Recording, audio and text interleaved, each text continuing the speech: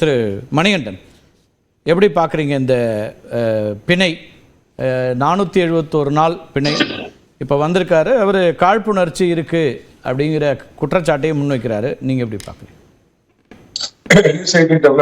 வணக்கம் சார். நீங்க கேட்ட கேள்விக்கு போறதுக்கு முன்னாடி திரு கனகராஜ் அவர்கள் சில கேள்வி கண்ணாடி வீட்டுல வந்து நம்ம கல்விக்கிறோம் அவங்களோட இருக்கக்கூடிய காதல் எப்படின்னு நேரா நீங்க அவர்கிட்ட தான் வருவீங்க. பட் ஓகே, ஆரம்பிக்கலாம். கேரளாவுல இந்த மார்க்சிஸ்ட் அரசாங்கத்தின் மேல தங்க கடத்தல் புகார் வந்தப்ப இந்த வழக்கை மத்திய ஏஜென்சி இடிக்கு மாத்தணும்னு அன்றைய எதிர்கட்சி தலைவர் சுசீந்திரன், காங்கிரஸ் கட்சியை சேர்ந்த சுசீந்திரன் கேட்டாரு. அப்படிங்கறதையே அவருக்கு முதல் பதிலா நான் சொல்ல விரும்புறேங்க. அப்ப என்ன மாதிரியான விமர்சனத்தை வச்சிருந்தாரு? இன்னைக்கு புது இந்தி கூட்டணி அப்படிங்கிற காதல் வளர்ந்ததுனால கருத்து ஏதாவது மாறி போச்சான்னு எனக்கு தெரியலீங்க. என்னங்க ராகுல் காந்தி அவர்களுடைய கருத்து என்ன? இடியோட ஆக்டிவிட்டி. ராகுல் காந்தியோட கருத்தை பத்தி நான் கேட்கல. கார்கேயோட கருத்து தலைவர் இல்ல சார். கட்சி காங்கிரஸ் கட்சியை நீங்க கோட் பண்றதா சொல்ல சார். காங்கிரஸ் கட்சியினுடைய நிலைமை ஈவன் பிஎம்எல்ஏவை இல்ல பிஎம்எல்ஏவோட தொடக்கமா இருந்த ப. சிதம்பரம் அவருடைய கருத்து இன்னைக்கு வேற இருக்கு. அவரே அதுல பாதிக்கப்பட்டார். முதல்ல எந்த அடிப்படையில சொல்ல வந்தா, மார்க்சிஸ்ட் கட்சியை சேர்ந்தவர் இடியை பத்தி இவ்வளவு சொன்னாரு.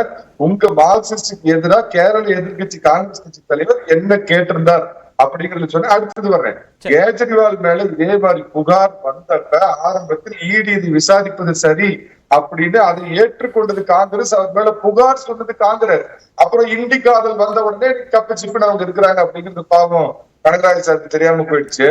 2G வழக்கு நடந்தப்ப நீங்க கேட்டது என்னவா இருந்ததுன்னா திரு மணிகண்டன், அங்க இருக்கக்கூடிய சிபிஎம் இல்ல நீங்க கேட்டது என்னவா இருந்துச்சுன்னா, கேரளால இருக்கக்கூடிய மார்க்சிஸ்ட் தலைவர்கள் இதை இடி விசாரணை கேட்டார்கள் என்பதான ஒரு துணி இருந்துச்சு. அதுக்குதான் கேட்டேன். காங்கிரஸ் கேட்டுச்சு சிபிஎம்க்கு எதிரா, அப்படிதானே சொல்றீங்க சார்? அகில இந்திய உதாரணம் சொல்லிட்டேன் சார். கேஜ்ரிவால் மேல புகார் வந்தப்ப இது சரிதான் அப்படின்னு வாய் மூடி மௌனிகளாக இருந்தார்கள். இந்தி காதல் வந்ததுக்கு அப்புறம் இன்னைக்கு பேசாம வேற விதமா மாத்தி பேசுறாங்க. அதுக்கு உங்களுக்கு பதில் சொல்லிட்டேன்.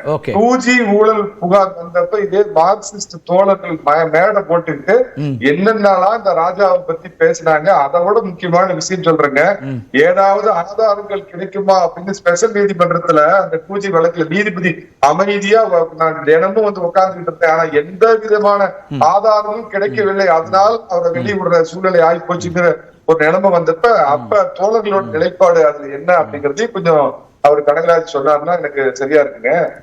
எஸ்பி லட்சுமணன் விஷயத்துக்கு வருங்க. அதுக்கு முன்னாடி கேரளாக்கு போனீங்க, டெல்லி போனீங்க, தமிழ்நாட்டுக்கு வர மாட்டேங்கிறீங்க பாருங்க. 2000 அவங்க யாழினி சொன்னாங்க 2015 அதிமுக ஆட்சி, அப்பதான் வழக்கு பதிவு குற்றச்சாட்டு அப்படின்னு. அதுதான் வரேன். ஒரே ஒரு நிமிஷம். எஸ்பி லட்சுமணன் என்னன்னா அவர் பொறுப்புள்ள பத்திரிகையாளர். அவர் சொல்ல வந்ததை பார்த்து ஒரு சாமானிய நான் முடிஞ்ச ஆட்சி வரைக்கும் மோடி அரசு பலத்துல இருந்தால் அதனால நீதிமன்றம் வேற மாதிரி இருந்தது. இப்ப அவங்களோட மெஜாரிட்டி குறைஞ்சு போனதுனால நீதிமன்றம் திடீரென விழித்துக் கொண்டது. ஒரு காலத்துல உச்ச நீதிமன்றமா உச்சி குடிநீதிமன்றமா ஒரு தலைவர் விமர்சிச்சாரு. அந்த மாதிரி இருக்குதுங்க. அவருக்கு ஒன்றை நினைவுபடுத்த விரும்புறேன். விநாயகர் சதுர்த்திக்கு வந்து உச்ச நீதிமன்ற தலைமை நீதிபதி வீட்டுக்கு மோடி அவர்கள் போனார். அப்ப அதனால மறுபடியும் பார்த்ததால் மாறி இருக்குமா அப்படிங்கிற ஒரு சந்தேகம். இது தவறு சார். இந்த மாதிரி நீதிமன்றத்துக்கு நாம வந்து ஒரு கலர் சாயம் அடிக்க கூடாது. உச்சபட்ச அதிகாரத்தில் மைனாரிட்டி அரசாங்கம்லாம் அல்ல, மெஜாரிட்டி தமிழகத்தை ஆண்டு கொண்டிருந்த அம்மா ஜெயலலிதா அவர்கள் முதலமைச்சராக இருக்கும் போதே தண்டிக்கப்பட்டார் அப்படிங்கிறது தான் நீதிமன்றத்தினுடைய வரலாறு அப்படிங்கிறது எஸ்பி லட்சுமணன் அவருக்கு புரிஞ்சுக்கணும். இதுக்கெல்லாம் நம்ம வந்து சாயம் பூசணும்னா அது ரொம்ப தவறான ஒரு முன்னுதாரணமா போகுங்க. அதே மாதிரி நீதிமன்றத்தினுடைய இன்டெகிரிட்டிக்குள்ளேயோ அவங்களுடைய முக்கியமான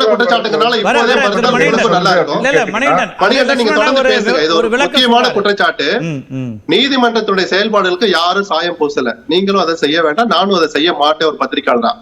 நீதிமன்றத்துடைய பார்வைன்னு ஒரு வார்த்தையை நான் பயன்படுத்தினேன். சட்டம் ஒண்ணுதான். நீதிபதிகள் அந்த சட்டத்தை பார்த்துதான் எல்லா வழக்குகளையும் அணுகுறாங்க, தீர்ப்புகளை சொல்றாங்க, பெயில ரிஜெக்ட் பண்றாங்க, பெயில ஏத்துக்கிறாங்க, பெயில் கொடுக்குறாங்க. நான் சொன்னது அவருடைய பார்வை. ஒரு வழக்கிலும் அவர் வெளியிடுகிற கருத்துக்கள். கூண்டு கிளியாக சிபிஐ இருக்கிறதுன்னு சொன்னது ஞாபகம் இருக்கா? காங்கிரஸ் ஆட்சி காலத்துல சிபிஐ பார்த்து இருங்க நான் சொல்லிடுறேன். நான் சொல்ல வர்றேன். காங்கிரஸ் ஆட்சி காலத்தில் நிலக்கரி ஊழல் வழக்கில் சிபிஐ பார்த்து கூண்டு கிளியாக நீங்கள் இருக்க சொன்ன அதே கூண்டு கிளியாக இருக்கிறீங்க சொல்றாங்களே. ஏன் இந்த நீதிமன்றத்துடைய பார்வை தான் நான் எடுத்து சொல்ல பாக்குறேன். அவங்களுக்கு சாயம் பூச ஜாமீன் மனு தள்ளுபடி பண்ணப்பட்டிருக்கு மேலாம் நான் உள்ள போகல. நீங்க தான் அது விநாயகர் சதுர்த்தி நிகழ்ச்சியை ஆரம்பிக்கிறீங்க, நான் அதுக்குள்ள போகவே மாட்டேன்.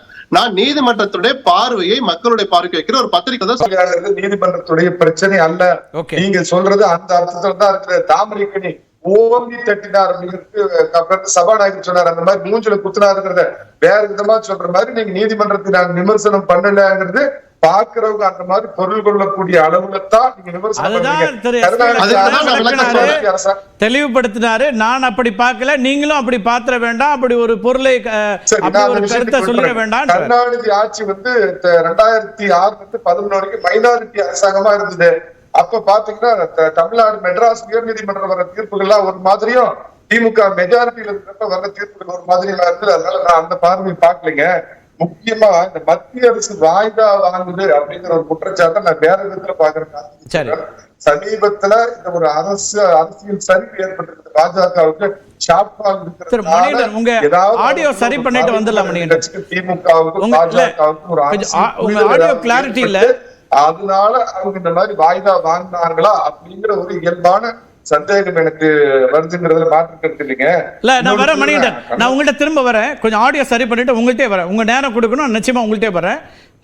மீண்டும் வரலாம். திரு ஆசீர்வாதம், இல்ல நீங்க ஏற்கனவே யாழினி அவர்கள் பேசும்போது அதுல மறுப்பு சொல்ல விரும்புனீங்க, என்ன உங்க பாயிண்ட் ஆஃப் வியூ அதுல? எஸ், அதாவது அவங்க மேடம் யாழினி சொன்னாங்க, அதே மாதிரி அண்ணன் கனகராஜா வந்து கடுமையான வார்த்தைகள், ஏவல் நாய் அப்படின்ற மாதிரி வார்த்தைகள் யூஸ் பண்ணாங்க. திரு லக்ஷ்மணன் அவர்கள் வந்து கைப்பாவை அப்படின்ற வார்த்தை, சிபிஐ இடி அப்படின்னு. ஆக்சுவலி அவங்க மேடம் பேசும்போது ஒண்ணு சொன்னாங்க, போட்டா வழக்கை பத்தி பேசினாங்க. 2004க்கு பிறகு UPA 1ல வந்து கலைஞர் எப்படியாவது அவர் திரு வைகோ அவர்களை வந்து வெளியில கொண்டு வரணுன்றதுக்காக அந்த போட்டா வழக்குல அந்த போட்டா வழக்கே வந்து அந்த போட்டா என்ற சட்டத்தையே வந்து எடுத்துடணும் அப்படின்றதுக்காக அந்த இடத்துல அவங்களுக்கு வந்து ஒரு அமெண்ட்மெண்ட் கொண்டு வரும்போது அதுக்கு மெஜாரிட்டி இல்லாத பட்சத்துல கூட அண்மை காலத்துல வந்து ஒரு ஜாயிண்ட் செஷன் நடத்தி லோக்சபா ராஜ்யசபா 2 பேரும் உட்கார்ந்து அதை பாஸ் பண்ண வரலாறு உண்டு. அந்த வரலாறை நம்ம யாருமே மறுக்க முடியாது. ஆனா அதே சமயத்துல அதுக்கு பிறகு அவர் வைகோ அவர்கள் வந்து அவரை பிரிஞ்ச போது அவர் அரசியல் ரீதியா எவ்வளவு கஷ்டப்பட்டார். ஒரு நிமிஷம் மேடம், நான் முடிச்சுக்கிறேன் madam. Please please please when your time comes madam, நான் ஃபால்ஸ் நரேட்டிவே சொன்னா கூட உங்க டைம் வரும்போது என்னை மறுத்து சொல்லுங்க, தாராளமா சொல்லுங்க. You have got all the liberty to do that. அடுத்ததா வந்து அண்ணன் வந்து எவல் நாய் அப்படின்ற ஒரு வார்த்தையை பயன்படுத்தினாரு. ஆக்சுவலி என்ன, நான் ஒரு என்னோட பர்சனல் இது எக்ஸ்பீரியன்ஸே நான் சொல்றேன். 2G வழக்க வந்து நான் எந்த அளவுக்கு இன்வால்வ் ஆனேன் அப்படின்றது எல்லாருக்குமே தெரியும். ஆனா எங்களுடைய ஆட்சி காலத்துலதான் வந்து 2G வழக்கு தீர்ப்பு வந்துச்சு, அக்விட்டல் வந்துச்சு. அந்த சமயத்துல வந்து எனக்கு வந்து பர்சனலா அது ஒரு செட்பேக் தான். ஆனாலும் அந்த இடத்துல ஒரு நீதிமன்றம் ஒரு முடிவு எடுக்குது, ட்ரையல் ஜட்ஜ் ஒரு முடிவு எடுக்கிறாரு, அதை நம்ம வந்து அக்செப்ட் பண்ணணும். அதுக்கப்புறமேட்டு ஹைகோர்ட் இருக்குது, சுப்ரீம் கோர்ட் இருக்குது. இதே டெல்லி ஹைகோர்ட் வந்து போன 3 மாசத்துக்கு முன்னாடி அதை வந்து அந்த வழக்கு விசாரிக்கிறதுக்கு முகாந்திரம் இருக்குதுன்னு ஒரு 210 தீர்ப்பு வந்துச்சு. ஆக மொத்தம்